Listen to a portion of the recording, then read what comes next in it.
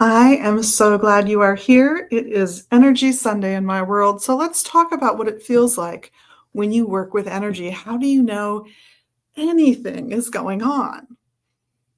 Simple tests that I think a lot of people start with, whether you're doing Reiki, polarity, magical work, prayer, meditation, and you want to feel the energy moving in you.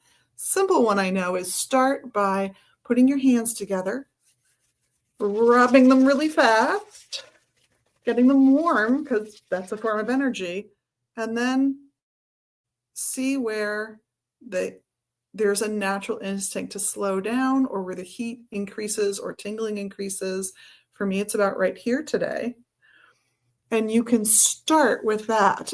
But what's it going to feel like when you do Reiki, when you do magic, when you do prayer for effect, for a purpose other than praise? If you're asking for something, for example, well, for a lot of people, there is a warmth that's comfortable and welcome, or a coolness that is comfortable and welcome. And for many people, it depends on whether they naturally run a little hot or run a little cold. If you're the first person who wants the air conditioning on in the spring, you might have a pleasantly cooling sensation as your body comes back into better balance because of the mental state you're in and how that affects neural hormones and how that in turn affects the body and the endocrine system. There's all kinds of stuff going on when you do meditation that's really healthy for you. And if you're run hot, it will naturally cool you down a little bit. For people who tend to want the heat on first in the autumn and could do without the air conditioning for another month, they might feel a warming sensation instead of a cooling sensation for exactly the same reasons. So one of the reasons that energy work and these experiences can feel so very unique to the person experiencing them is we are all actually unique. And the way that energy balancing as it affects our bodies, just because we're, say, praying for someone else to heal or doing Reiki on someone to help them heal, that actually helps our health as well. It brings us into better balance as human beings as well. And so it affects those things. You might, instead of hot or cold, experience a tingling sensation. My little hand rubbing exercise did both for me. It warmed up my hands. I tend to run a little cool, and my hands are still tingling from that, from overexciting all of those nerves, those sensory nerves in my hands, my palms and my fingers. You might, if you are actively working on getting something done, literally feel energy flowing through you. You might feel it come from your neck and shoulders, for example, depending on who you are, or from your gut, or from your heart.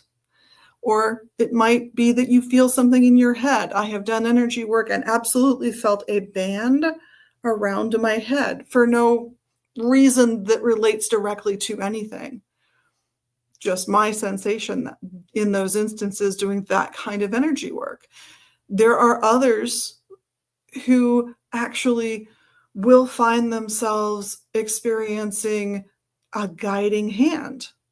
And if you are approaching this with love, with the idea that this is for the benefit of all. Remember, if you're doing Reiki and you do anything negative, you erase all of the hard work you did to get to where you are in your Reiki practice. It negates all of the initiations at that point.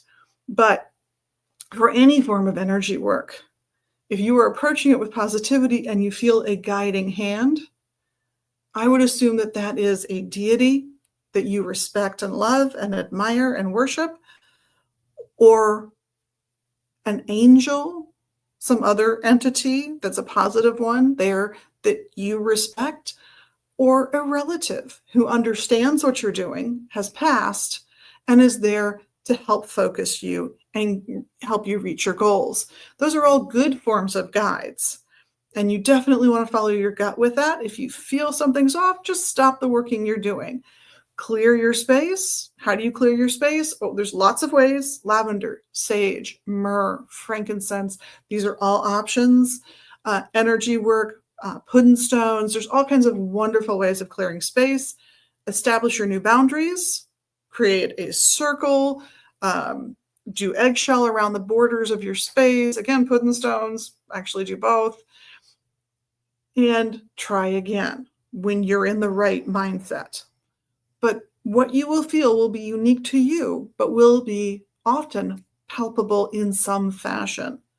Whether you see guides, whether you feel physical sensations, whether you hear perhaps your long past grandmother whispering in your ear how to move forward with what you're doing.